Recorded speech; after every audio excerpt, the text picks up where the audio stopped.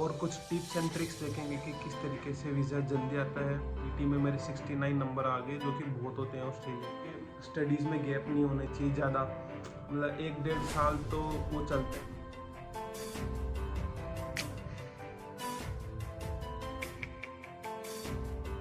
Hello guys, मेरा नाम है प्रीतम कुमार और मैं ऑस्ट्रेलिया में रहता हूँ। आज की इस वीडियो में हम लोग बात करेंगे जो कि नए स्टूडेंट्स आते हैं, जो आने की सोच रहे हैं या जो आ चुके हैं, तो वो किन बातों का ध्यान रखें, किन चीज़ों पे उनके ऑस्ट्रेलियन वीज़ा पे अफेक्ट पड़ता है, किन चीज़ों से वीज़ा जल्दी आ जाता है। और कुछ टिप्स एंड ट्रिक्स देखेंगे कि किस तरीके से वीज़ा जल्दी आता है और जो न्यू कमर्स हैं उनको किन बातों का ध्यान में रखना चाहिए।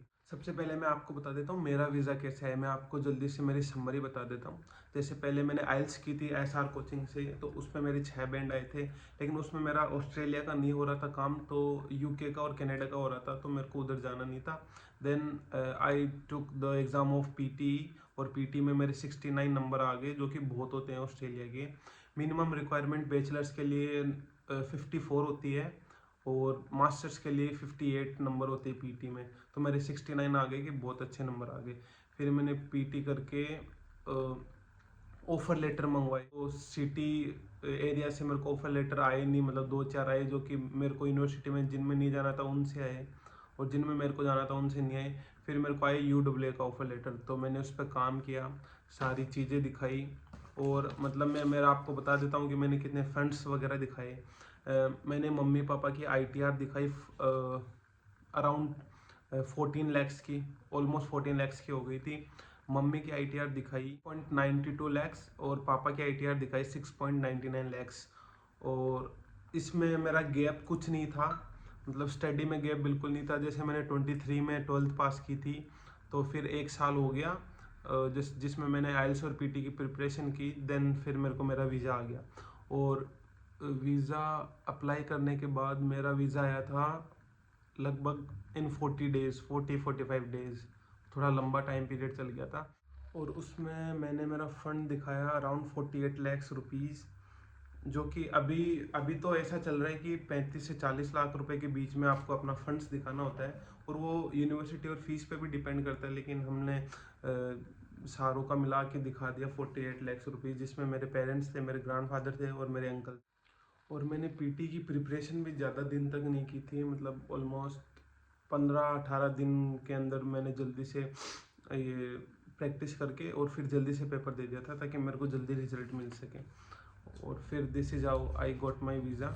और अभी मैं आपको बता देता हूँ कि किन चीज़ों पे वीज़ा डिपेंड करता है। मतलब 2-4 चीज़ें मोटी मोटी होती है। एक तो आपका फंड्स, टोटल फंड्स है वो पुराने होने चाहिए, चाहे वो एफडीज हो, चाहे वो म्यूचुअल फंड हो, पुराना पैसा पड़ा हो, बैंक अकाउंट में सेविंग्स हो। दूसरी चीज़ कि आपके स्टडीज़ में गैप नहीं होने चाहिए ज़्यादा, मतलब 1-1.5 साल तो वो चलता है कि ठीक है, वो मान लेंगे। 1-1.5 साल तो चलता है कि वो मान लें। अगर ज़्यादा गैप हो जाता है तब वो नहीं मानते।